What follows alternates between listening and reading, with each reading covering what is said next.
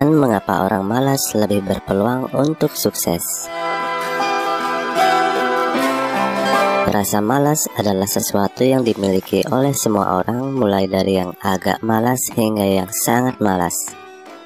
Namun beberapa orang punya tingkat kemalasan yang luar biasa dan sering membuat orang lain jengkel.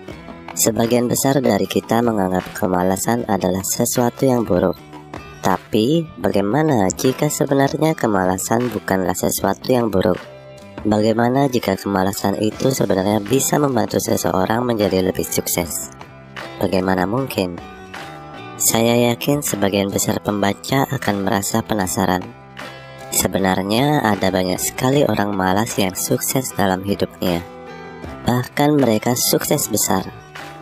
Ketika masih bersekolah, orang tua dan guru bersusah payah untuk mendidik dan mengajari si pemalas untuk menulis dan matematika. Namun si pemalas lebih sering tertidur saat proses belajar mengajar. Mereka lebih suka memancing atau kegiatan berolahraga. Dan ketika mereka masuk di perkuliahan, biasanya orang malas menghabiskan waktunya di tempat hiburan. Bila mereka mengambil kelas sains, kemungkinan besar mereka akan lama lulusnya. Salah satu contoh nyata orang sukses yang dulunya pemalas adalah Sir Winston Churchill. Di sekolahnya, ia adalah murid yang paling buruk nilainya. Ia bahkan tidak melanjutkan pendidikan ke perkuliahan. Churchill acuh tak acuh pada banyak kegiatan, termasuk pada kegiatan olahraga. Salah satu kegiatan favoritnya adalah duduk di sebuah kursi goyang. Namun akhirnya ia berhasil menjadi seorang politisi hebat di masanya. Ada banyak orang-orang hebat yang dulunya adalah orang yang sangat malas. Mereka diantaranya Karl Marx, Newton, Picasso, Einstein, Mendeleev, dan masih banyak lagi. Meskipun begitu, mereka berhasil mencapai kesuksesan yang luar biasa dan menjadi terkenal di seluruh dunia. Itu membuktikan bahwa orang malas justru bisa lebih sukses, dan kemalasan bisa menjadi keuntungan yang besar. Berikut adalah beberapa alasan mengapa orang malas lebih berpeluang untuk sukses.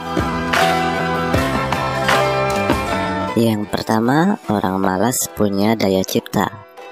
Orang malas biasanya sangat kreatif ketika mengatur pekerjaan. Mereka suka to the point dan tidak mau membuang-buang waktu untuk sesuatu yang tidak penting. Seorang karyawan yang malas selalu mencari cara untuk membuat pekerjaannya berjalan secara otomatis karena mereka sangat tidak suka pekerjaan yang monoton. Salah satu hal menarik dari orang malas adalah mereka selalu membuat hidupnya lebih mudah. Mereka tidak mau menggali tanah dengan skop. Mereka menciptakan mesin untuk menggali. Mereka terlalu malas untuk pembersihan yang menyita waktu. Mereka menciptakan penyedot debu. Mungkin saja penemuan-penemuan besar di abad ini diciptakan oleh para pemalas tersebut. Yang kedua, orang malas lebih suka berwirausaha. Seringkali orang malas justru lebih berani untuk berwirausaha. Mereka punya banyak sekali gagasan dan proyek yang ingin dikerjakan karena di otak mereka tidak dipenuhi dengan pemikiran dan tanggung jawab yang berlebihan. Mereka berpikir dengan cara yang berbeda, dan bagi orang malas, lebih penting hasil ketimbang melakukan proses yang membosankan. Yang ketiga, mereka tahu kapan waktu beristirahat. Bagi para pemalas, istirahat adalah sesuatu yang sangat penting. Mereka mengetahui kapan harus rileks, karena terlalu banyak bekerja akan menghabiskan energi. Bagi orang malas, energi ini sangat dibutuhkan saat menyusun rencana yang besar. Orang yang bekerja terlalu keras sepanjang waktu akan lebih cepat pikun ketimbang para pemalas. Menurut beberapa ilmuwan, orang yang waktu produktifnya di malam hari dan memaksakan diri untuk berolahraga secara intensif justru akan merusak kesehatan, terutama saat usia kita sudah 40 tahun. Jadi bagi Anda yang malas, tetaplah menjadi diri Anda. Yang keempat, mereka lebih santai. Orang malas ya pasti suka bersantai. Mereka tidak suka terburu-buru melakukan sesuatu dan melakukan banyak hal sepanjang waktu. Mereka mengambil waktu pribadi sebelum melakukan pekerjaan demi pekerjaan. Banyak orang yang bekerja seperti orang panik. Perhatian mereka terganggu dan tidak bisa berkomitmen memberikan yang terbaik pada pekerjaannya.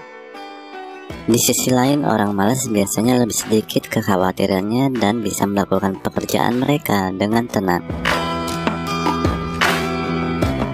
Yang kelima, mereka tahu tujuan yang ingin dicapai. Para pemalas mengerti bagaimana memprioritaskan dan memusatkan perhatian pada tujuan mereka sendiri, bukan pada apa yang dipaksakan orang lain. Mereka terlalu malas untuk melihat prioritas orang lain sehingga mereka fokus pada diri sendiri. Biasanya para pemalas lebih cepat mencapai tujuan mereka ketimbang kebanyakan orang, dan akhirnya mereka punya lebih banyak waktu untuk bersantai. Yang keenam, para pemalas adalah orang pintar. Dibutuhkan sebuah pikiran yang pintar ketika Anda menjadi orang yang malas bekerja. Mungkin Anda bingung apa yang dimaksudkan dengan pernyataan tersebut. Orang malas selalu mencari cara bagaimana ia bisa bersantai saat bekerja dan bisa menyelesaikan pekerjaan pada waktunya. Karyawan itu biasanya cenderung cerdas atau bodoh, malas atau telaten. Jika Anda pintar dan malas, mungkin Anda adalah pekerja paling efisien di perusahaan tempat Anda bekerja. Yang ketujuh, mereka memanfaatkan teknologi agar bisa lebih malas. Zaman modern seperti sekarang ini ada banyak program, aplikasi, dan gadget yang sangat memudahkan orang untuk melakukan pekerjaan lebih cepat. Para pemalas tahu tentang semua itu, dan mereka memanfaatkan teknologi untuk menyelesaikan pekerjaan mereka 2 kali lebih cepat. Salah satu contoh penerapannya, ketika mereka mengerjakan sebuah dokumen, mereka tidak hanya menuliskannya lalu mengirimkan ke editor, manajer, dan orang lain untuk diperiksa. Hal ini bisa memakan banyak waktu. Para pemalas memilih membuat Google Docs, memberikan akses pada orang lain sehingga bisa memeriksa, mengoreksi, dan menyetujui dokumen tersebut lebih cepat. Cara ini membuat proses kerja menjadi lebih efisien dan cepat, dan pada akhirnya memberikan waktu bagi mereka untuk bermalas-malasan. Kesimpulan, Arnold Ludwig, seorang profesor asal Amerika Serikat, pernah melakukan analisis terhadap lebih dari 1.000 orang yang mencapai kesuksesan besar dalam hidup. Dari penelitiannya, Arnold mendapat kesimpulan bahwa selain bakat alami, seseorang harus bisa membuang-buang waktu. Mungkin kedengarannya seperti paradoks di zaman sekarang ini yang serba cepat. Namun, si jenius Einstein pernah mengatakan bahwa kebosanan merupakan sebuah alat hebat untuk mengembangkan kreativitas dan imajinasi. Jadi, sekarang Anda percaya kan kenapa orang malas lebih berpeluang untuk sukses? Terima kasih telah mendengarkan audio artikel ini dan silakan cek link di bawah ini untuk membaca artikel yang saya bacakan di maxmendro.com. Salam sukses.